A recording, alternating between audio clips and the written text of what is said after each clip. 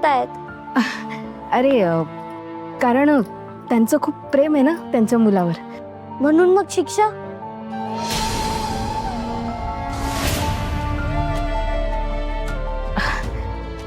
मुंगे अरे आपलं ज्याच्यावरती प्रेम असतं त्याच्यावरच रागवतो ना आपण.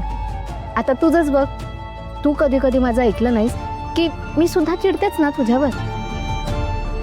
विराजसने त्याच्या बाबांचं ऐकलं नाही आणि माझ्याशी लग्न केलं ना, म्हणून ते जरा चिडलेत बस. का पण? चांगलंच झालं ना लग्न केलं ते. ताई, आपण अनाथ आहोत म्हणून ते चिडलेच का ग?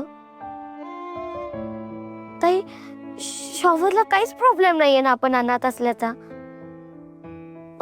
तो तर किती छान बोलतो आपल्याशी, किती छान वागतो आपल्याशी. पण मग त्याचे बाबा.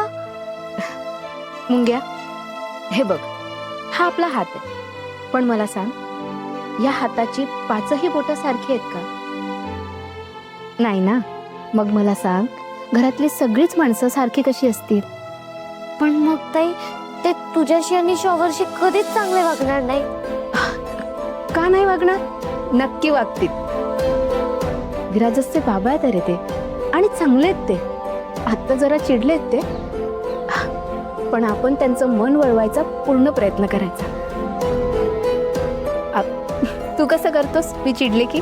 हा, मी पण एकदम नीट वागतो. तू सांगशील ना ते करतो. अरे कोंबडा पण म्हणतो.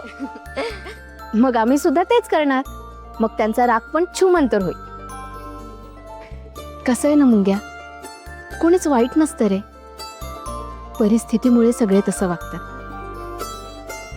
पण आपण सगळ्यांशी चांगलंच वागायचं. आता बघ ना, आपण गालिचा आणतो. का आणतो? कारण तो सुंदर असतो. पण कधी कधी गालिचा सुद्धा मळतो, त्याच्यावर धूळ बसते. तसंच मनाचंही असतं. मनावरही कधी कधी धूळ बसते.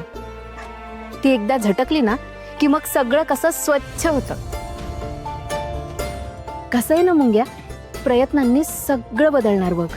मला सुद्धा मसाल्याची किती मोठी ऑर्डर आली आहे. एकदा ती ऑर्डर मी पूर्ण केली ना की मग त्यांना सुद्धा माझं खूप कौतुक वाटेल आणि सगळं चांगलं होईल. तू मदत करणार ना तुझ्या ताईला? ताई, तू ना लकी आहे. तुझ्या आयुष्यात ना 2 चांगली मुलं आहेत. एक शॉवर आणि दुसरा मी. ताई, आम्ही दोघं ना तुझं सगळं ऐकतो.